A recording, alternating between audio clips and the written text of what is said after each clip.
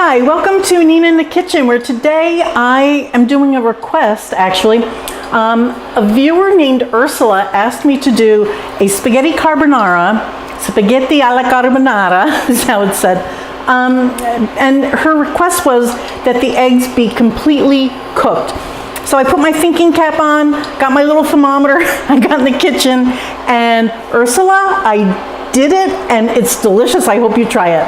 So thank you so much for that request. So these are the ingredients. This is a very simple pasta dish, and it's one that you can get on the table very quickly. So the ingredients are spaghetti, fresh cracked black pepper. This is guanciale, and that is authentic, but you can also use pancetta or bacon.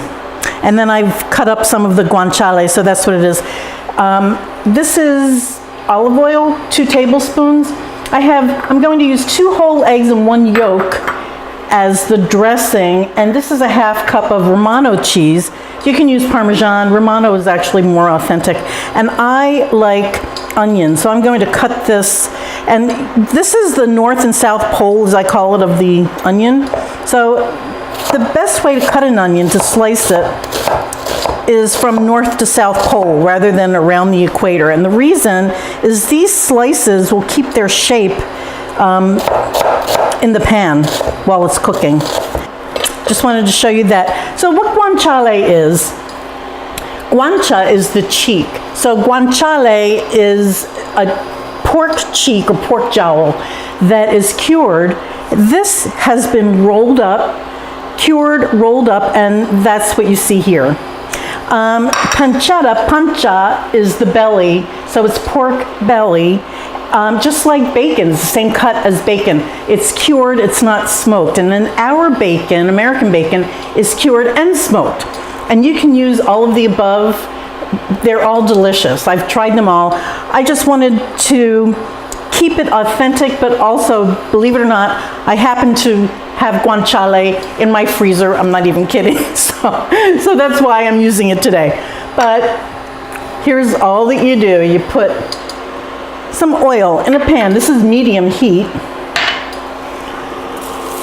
And the guanciale goes in.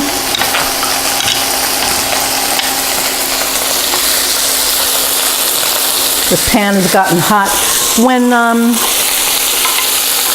When your pork, whatever you choose to use, starts to render as fat, and I can smell that's happening already, that's when you add your onion.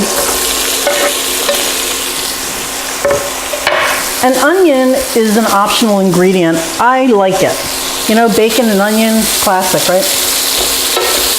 In the curing process, the guanciale is salted, so you don't need salt.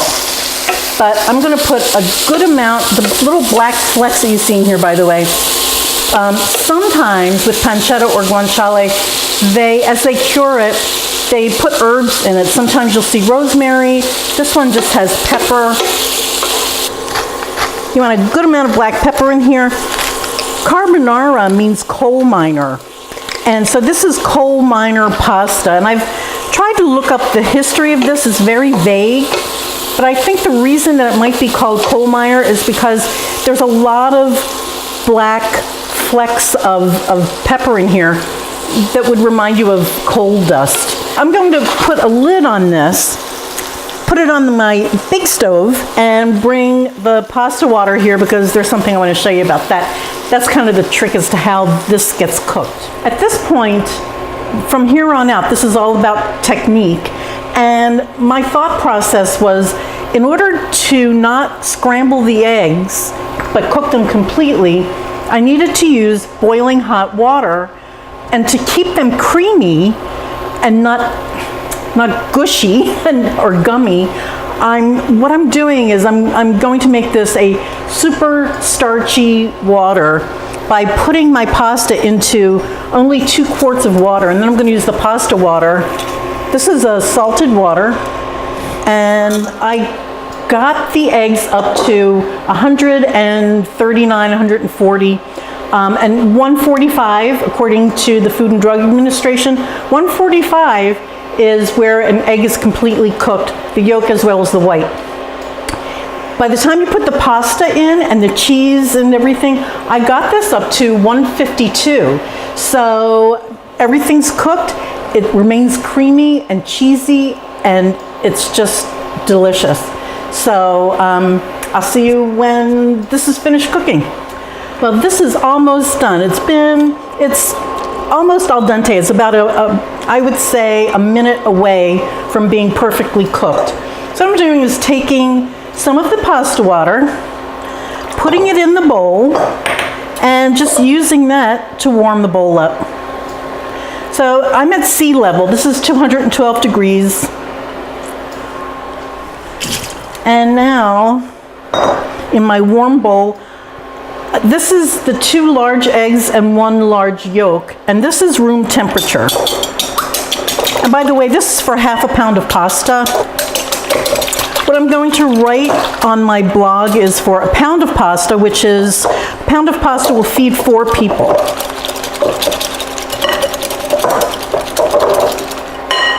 So that was the cheese going in. That's half of a cup of cheese for 8 ounces of pasta, and lots of black pepper.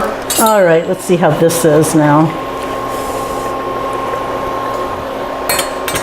I can feel that it's perfect. That's good.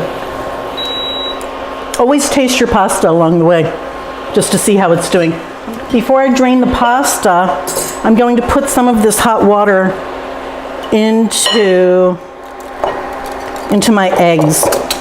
This is called tempering eggs. And that's going to be plenty of sauce. This gets drained and then goes immediately into this bowl.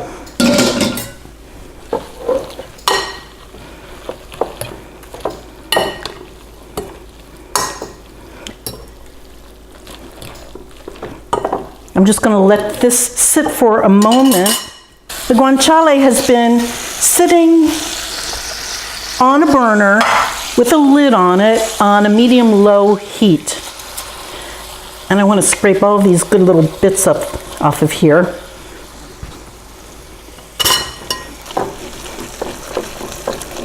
And all of that goes in. And you can see, now this was rather soupy, and now it's no longer soupy. The starch on the pasta has been absorbing all of that creamy egg loveliness. I'm going to add a little more pepper, and you serve this at the table with cheese in case anybody wants more. And this is a really quick and delicious dinner. Before I forget, I just want to get this temperature for you. I have 147.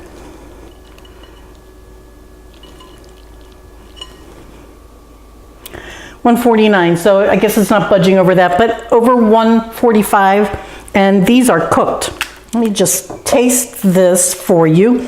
What you want to do is kind of scoop all of the sauce, if you will, up from the bottom, and that goes on your plate. This should be very velvety, creamy, and cheesy and peppery.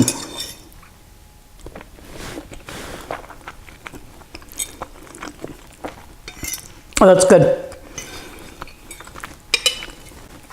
So again, if you follow this technique, then it will not scramble your eggs. This is really delicious. Ursula, thank you so much for the idea. I loved that you wanted the eggs cooked, because I am the same way. I also wanted to mention that if you want to buy pasteurized eggs, you can buy them in a carton, but this ought to do it for you. Let me know what you think. Please try it, and follow me here on YouTube by subscribing. It's free. And also on Facebook and ninainthekitchen.net for the recipe. Thank you so much for watching, guys. Bye.